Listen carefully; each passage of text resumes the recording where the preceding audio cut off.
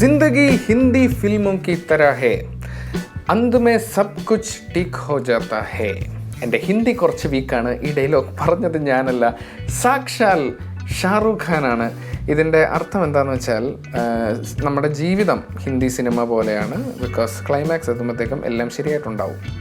Like എല്ലാം ശരിയായിട്ടില്ലെങ്കിൽ അത് ക്ലൈമാക്സ് അല്ല എന്നുള്ളതാണ്. Anyways my dear friend, welcome back to another beautiful episode of simply humble podcast. അങ്ങനെ ഈ ദിവസവും ഞാനും എത്തി, താങ്കളും എത്തി. Yes, well done to both of us. കാര്യം മറ്റേ കൺസിസ്റ്റൻസിയുടെ കാര്യമൊക്കെ കഴിഞ്ഞ എപ്പിസോഡിൽ പറഞ്ഞിട്ട് എന്തായാലും മുടങ്ങിയിട്ടില്ല. ഇന്നും ഞാൻ എത്തിയിട്ടുണ്ട്. അപ്പോൾ ഷാറൂഖ് ഖാൻ്റെ കാര്യം പറഞ്ഞതുകൊണ്ട് തന്നെ നമുക്ക് ഒന്ന് മനസ്സ് തണുപ്പിക്കാം. ആദ്യമായിട്ട് ഷാറൂഖ് ഖാൻ്റെ തന്നെ പടത്തിലെ ഒരു മനോഹര ഗാനം കേട്ടുകൊണ്ട്.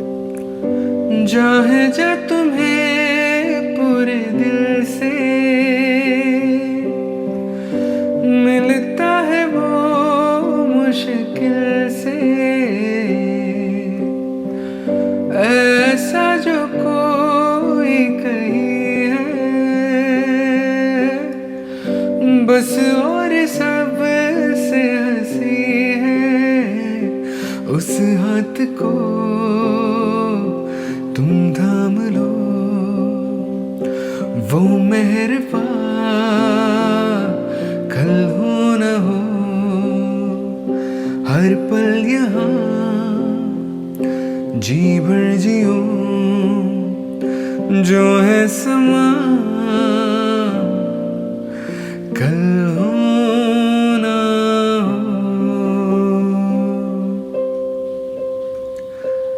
हो, पलकों की लेके सारे पास कोई जो आए, लाख संभालो पागल दिल को, दिल धड़के भी जाए, पर सोच लो इस पल है जो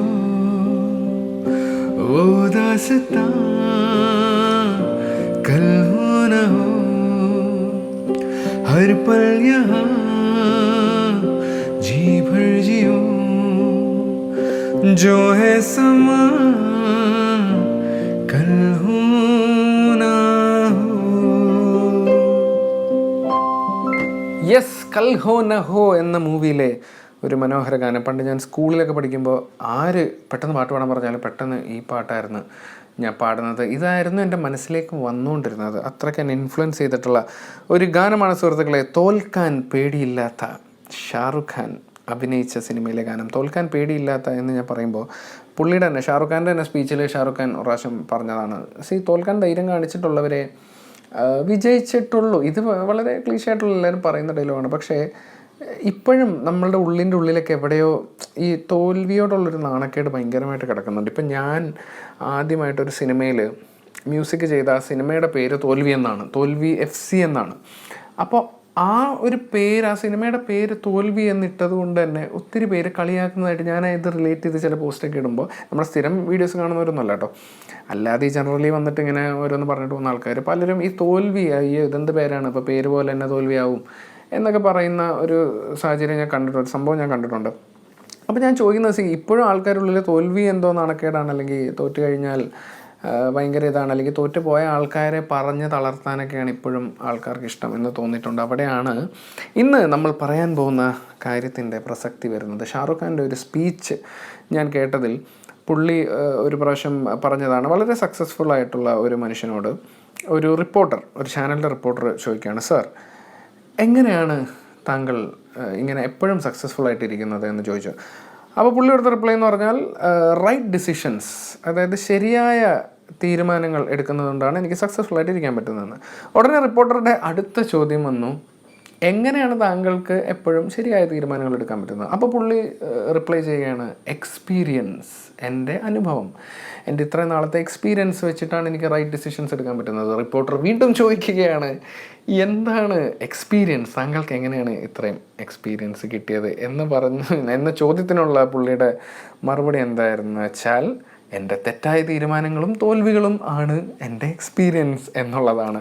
അത് വളരെ ബ്യൂട്ടിഫുൾ ആയിട്ടുള്ള ഒരു ആൻസറായിട്ട് എനിക്ക് തോന്നി. നമുക്ക് എപ്പോഴാണ് എക്സ്പീരിയൻസ് ഉണ്ടാകുന്നത്? ഇപ്പോൾ ഒരു കാര്യത്തിൽ ഐ ആം എക്സ്പീരിയൻസ്ഡ്, പേടിക്കണ്ട എനിക്കിതിൽ എക്സ്പീരിയൻസ് ഉണ്ട് എന്ന് നമ്മൾ പറയുമ്പോൾ എപ്പോഴെങ്കിലും ചിന്തിച്ചിട്ടുണ്ടോ? നമ്മൾ ഒരുപാട് തവണ തോറ്റിട്ടുള്ള അല്ലെങ്കിൽ ചെയ്ത് ഇതിൻ്റെ എല്ലാ ലൂപ്പ് ഹോൾസും മനസ്സിലാക്കിയ ഒരു കാര്യത്തിലേ നമുക്ക് എക്സ്പീരിയൻസ് ഉണ്ടാവുകയുള്ളൂ. മനസ്സിലായില്ലേ? ഇപ്പോൾ സപ്ലൈ എഴുതാൻ വരുമ്പോൾ എനിക്കിതിൽ ഭയങ്കര എക്സ്പീരിയൻസ് ആണെന്ന് പലരും പറയാറുണ്ട്. സപ്ലൈ എഴുതുന്ന കാര്യത്തിലല്ല, ഇപ്പോൾ നമ്മൾ ഈ കോളേജിലൊക്കെ എക്സാം എഴുതുമ്പോൾ നമ്മൾ ഫ്രണ്ട് പേജിൽ ഒരുപാട് ഡീറ്റെയിൽസ്, നമ്മളുടെ റോൾ നമ്പറും സബ്ജക്റ്റിൻ്റെ പേരും സബ്ജക്റ്റിൻ്റെ കോഡും ഒക്കെ ഉണ്ട്. അപ്പോൾ ഇതൊക്കെ ഒരുപാട് എഴുതണം. അപ്പോൾ സപ്ലി എഴുതി എക്സ്പീരിയൻസ് ആയ ആൾക്കാർ എങ്ങും നോക്കാണ്ട് ഒരു സംശയമില്ലാതെ ഇത് പെട്ടെന്ന് എഴുതുന്ന കാണാം.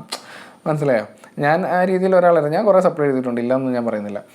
അപ്പോൾ അതാണ് നമ്മളുടെ തെറ്റായ തീരുമാനങ്ങൾ, തോൽവികൾ, ഇതാണ് നമുക്ക് എക്സ്പീരിയൻസ് തരുന്നത്. ഈ എക്സ്പീരിയൻസ് വെച്ചിട്ടാണ് നമ്മൾ പിന്നീടുള്ള റൈറ്റ് ഡിസിഷൻസ് എടുക്കുന്നതും അത് നമ്മളെ സക്സസ്സിലേക്ക് നയിക്കുന്നതും.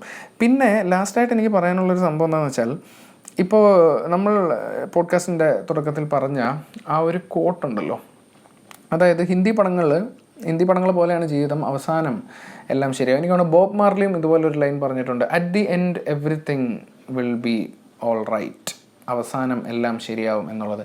ഈ കോട്ട് ഒരുപാട് പേർക്ക് സമാധാനം കൊടുക്കുന്ന ഒന്നാണെങ്കിലും ഇതിൽ ഒരു ക്യാച്ചുണ്ട്. ഇതിൽ ശ്രദ്ധിക്കേണ്ട കാര്യം എന്താണെന്ന് വെച്ചാൽ, ഈ കോട്ട് കേൾക്കുമ്പോൾ നമ്മളെല്ലാവരും വിചാരിക്കും അവസാനം ആവുമ്പോഴത്തേക്കും തന്നെ എന്തൊക്കെയോ ഒന്ന് ശരിയായിക്കോളും, അല്ലെങ്കിൽ ആരൊക്കെയോ വന്ന് നമ്മളെ രക്ഷിച്ചോളും.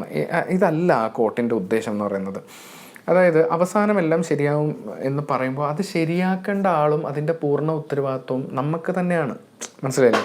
ഇപ്പോൾ ശരിയായിട്ടില്ലെങ്കിൽ അത് എൻ്റെ അല്ല എന്ന് പറയുമ്പോൾ അത് എൻ്റെ അല്ല എന്ന് തീരുമാനിക്കുന്നത് നമ്മൾ തന്നെയാണ്, വേറെ ആരുമല്ല. നമ്മൾ തീരുമാനിക്കുകയാണ്, എനിക്കിങ്ങനെ എൻ്റെ ക്ലൈമാക്സ് ഇങ്ങനെ ആവണ്ട, എനിക്ക് കുറച്ചുകൂടി ബെറ്റർ ക്ലൈമാക്സ് ആണ് എനിക്ക് വേണ്ടത്, ഞാനതാണ് ആഗ്രഹിക്കുന്നത് എന്ന് വിചാരിച്ചിട്ട് നമ്മൾ അതിനുവേണ്ടി പ്രയത്നിക്കുക എന്നുള്ളതാണ്. പിന്നെ എന്തെങ്കിലുമൊക്കെ ശ്രമിക്കുമ്പോഴേ മിസ്റ്റേക്സ് ഉണ്ടാവത്തുള്ളൂ. ഇപ്പോൾ ഈ പോഡ്കാസ്റ്റ് തന്നെ ഞാൻ ഇങ്ങനെ കണ്ടിന്യൂസ് ആയിട്ട് ചെയ്യാൻ തീരുമാനിച്ചാൽ എൻ്റെ ഒരു ശ്രമമാണത്. അത് എവിടെ എത്തും എന്താകുമെന്നൊന്നും എനിക്കറിയില്ല, പക്ഷേ ഞാൻ ആത്മാർത്ഥമായിട്ട് അതിന് വേണ്ടി ശ്രമിക്കാൻ തീരുമാനിച്ചുകൊണ്ടാണ് ഡെയിലി ഞാനിങ്ങനെ വന്നിട്ട് ഓരോ എപ്പിസോഡ്സായിട്ട് ചെയ്തുകൊണ്ടിരിക്കുന്നത്. അപ്പോൾ എന്തായാലും പോഡ്കാസ്റ്റ് നിങ്ങൾ എൻജോയ് ചെയ്യുന്നുണ്ടെങ്കിൽ സ്പോട്ടിഫൈയിലാണ് കേൾക്കുന്നതെങ്കിൽ റേറ്റ് ചെയ്യാൻ മറക്കല്ല കേട്ടോ. അതുപോലെ യൂട്യൂബിലാണ് കേൾക്കുന്നതെങ്കിൽ സബ്സ്ക്രൈബ് ചെയ്യാനും മറക്കരുത് എന്ന് ഞാൻ ഓർമ്മിപ്പിക്കുകയാണ് സുഹൃത്തുക്കളെ. അപ്പോൾ ഇത് കേട്ടുകൊണ്ടിരിക്കുന്ന താങ്കളുടെ ക്ലൈമാക്സ് അടിപൊളിയാവട്ടെ എന്ന് ഞാൻ ആശംസിക്കുകയാണ്. സോഫാർ ഇതുവരെ പോകുന്ന ജീവിതം കുറച്ച് പാടായിട്ടാണ് പോകുന്നതെങ്കിൽ ഒരു ബെറ്റർ ക്ലൈമാക്സിലേക്ക് വേണ്ടി പൂർണ്ണശക്തിയോടെ താങ്കൾക്ക് പ്രയത്നിക്കാൻ സാധിക്കട്ടെ എന്നും ഞാൻ വളരെ ആത്മാർത്ഥമായിട്ട് പറഞ്ഞുകൊണ്ട് ഇന്നത്തെ പോഡ്കാസ്റ്റ് നമ്മൾ വൈൻഡപ്പ് ചെയ്യാണ്. അപ്പോൾ നാളെ കാണാൻ പറ്റും എന്ന് ശുഭവിശ്വാസത്തോടു കൂടി ഞാൻ താങ്കളുടെ സ്വന്തം host Karthik Krishnan signing out from simply humble podcast. ഒരിക്കൽ കൂടി ഓർമ്മിപ്പിക്കുന്നു, at the end everything will be all right.